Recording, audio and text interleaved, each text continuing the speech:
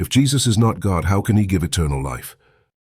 Imagine someone telling you they can give you eternal life, true everlasting existence beyond death. Would you believe them?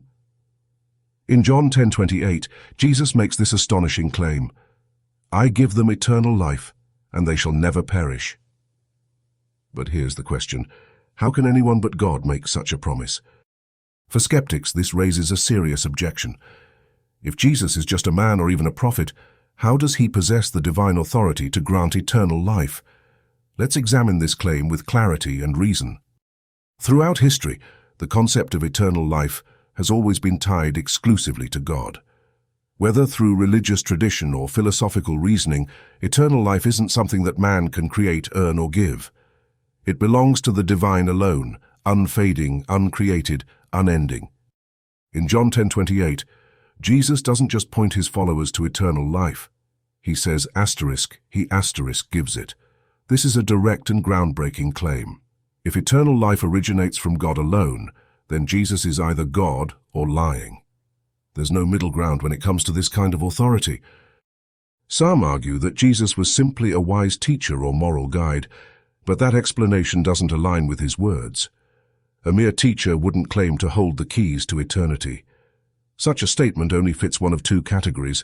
It's either divine truth or dangerous delusion. Would a wise teacher knowingly deceive millions across centuries? And if he was delusional, why do his teachings carry such enduring moral power and transformative impact? Skeptics owe it to themselves to critically address this paradox rather than dismiss it outright. Jesus doesn't stop at claiming to give eternal life. He also promises that his followers shall never perish. No force, not death itself, can undo what Jesus provides. This promise of preservation adds another layer. It's not just life after death, but a guarantee of safety and security for eternity. Ask yourself, what kind of authority is needed to make such an assurance? No human or merely spiritual being holds dominion over death. Only the Creator of life can declare victory over its end. Jesus doesn't speak like a man, he speaks like God. Skeptics often challenge the idea of Jesus as God, but this question about eternal life might force a re-evaluation. If Jesus truly has the power to grant eternal life, then logic points toward his divine nature. How else could he deliver what only God can give? The implications are profound. If Jesus is God, then he is not just a historical figure or philosophical idea. He becomes the central reality of existence, holding the ultimate authority over life, death, and eternity. It's not enough to dismiss Jesus as myth or exaggeration without addressing the evidence.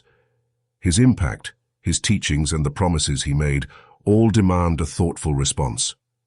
If Jesus' words about eternal life are true, then they redefine everything we know about existence and eternity. So, what will you do with Jesus' claim, "I give them eternal life"? Skepticism doesn't exempt you from answering this question, it only postpones it. Explore the scriptures, research his claims, and consider his identity with an open but rational mind. Jesus' claim challenges every individual to decide not just what they think about him, but what they'll do about him. If eternal life is something only God can give, then what does that mean for you? This is more than a theological debate. It's a personal question about your destiny. Don't wait to seek truth. Investigate his words with sincerity, wrestle with your doubts, and make an informed decision. The evidence is there for those willing to look. If Jesus truly offers eternal life, shouldn't you take that possibility seriously? The time to explore is now.